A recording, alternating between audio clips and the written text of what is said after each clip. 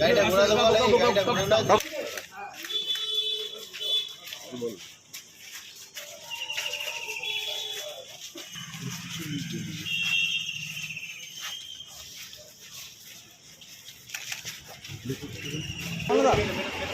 ঘোরা দাও না, ঘোরা দাও না, একটু ওই দিক দিয়ে বেরিয়ে যাবে।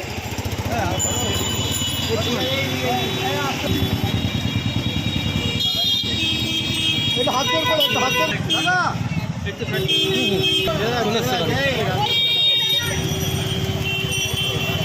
রোড ব্লক হয়ে যাচ্ছে, ছেড়ে দাও তাড়াতাড়ি। এখন আমরা যাচ্ছি পার্টি অফিসে, সেখান থেকে ফিরে আমরা লয়ারের সঙ্গে কথা বলতে হবে। তারপর হাইকোর্টের লয়ার, যিনি তার বাবা মারা গেছে, উনি 15 দিন আর বসবেন না।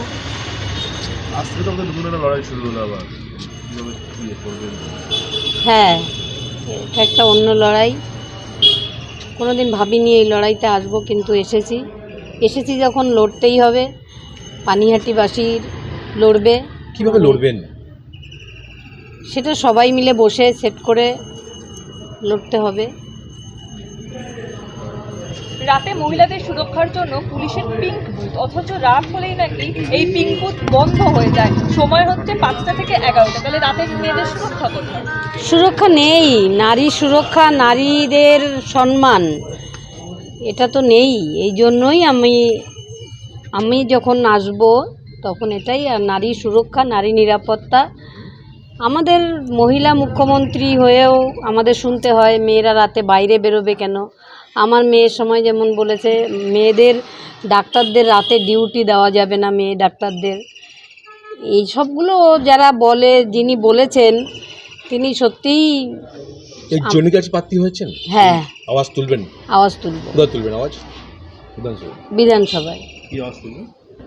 নারীদের নিরাপত্তা, নারী সুরক্ষা, নারী পুরুষ কোনো ভেদাভেদ নেই, সবারই নিরাপত্তার দরকার।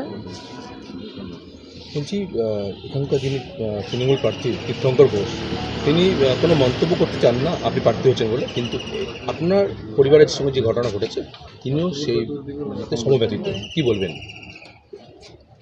আমিও ওনার বিরুদ্ধে কোনো মন্তব্য করব না, কিন্তু ওনার বাবা যে কাজটা করেছিলেন সেটা আমার মেয়েকে যারা খুন করেছে তারাও যতটা জড়িত, উনিও ঠিক সে অপরাধে জড়িত, তথ্য প্রমাণ লোপাটের অপরাধে জড়িত। বলছেন যে তিনিও সমব্যথিত আপনাদের এই যন্ত্রণায়। ওনার বাবাও বলেছেন, ওর বাবা মা খুব খারাপ মানসিকতার মধ্যে ছিল বলে আমরা এই কাজ করেছি। আমরা খারাপ মানসিকতার হয়ে গেছিলাম তখন, তাহলে তো ওনারা আমাদের প্রতিবেশী বলুন বা আমাদের বিধায়ক বলুন, তো কি কাজ ছিল তো পুলিশকে আগে বলা, না ডেড বডিটা প্রিজার্ভ করো। পোস্টমর্টম রাতে হয়েছে, নিয়ম মানা হয়নি, সেটা তো ওনারা করেননি। সেটা কেন করেননি? ওনাদের তো উদ্দেশ্যই ছিল আমার মেয়েটাকে চুল্লিতে ঢুকিয়ে দেওয়ার। বলছেন যে যেভাবে আপনারা দাবি করেছিলেন যে পোস্টমর্টমের ভিডিওগ্রাফি জুডিশিয়াল ম্যাজিস্ট্রেটের সামনে হবে, সেটাই হয়েছে আপনাদের দাবি? কিচ্ছু হয়নি। ভিডিও ফটোগ্রাফি এমন হয়েছে যে সেটা দেখে কিছু বোঝার উপায় নেই। মানুষের যাবেন কি মনে করিয়ে দাও মানুষ পানিহাটি মানুষের কি শুনুন যাবেন? পানিহাটি জনগণই বলবে পানিহাটির জনগণ কি অবস্থার মধ্যে বাস করছে। যে নারীদের তো সুরক্ষা নেই, শিক্ষা নেই, স্বাস্থ্য নেই।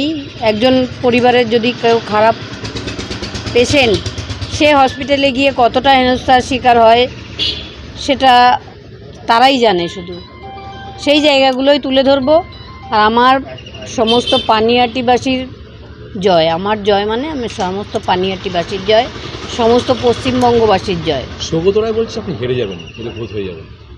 সময় বলবে, এটা আমি কি বলবো।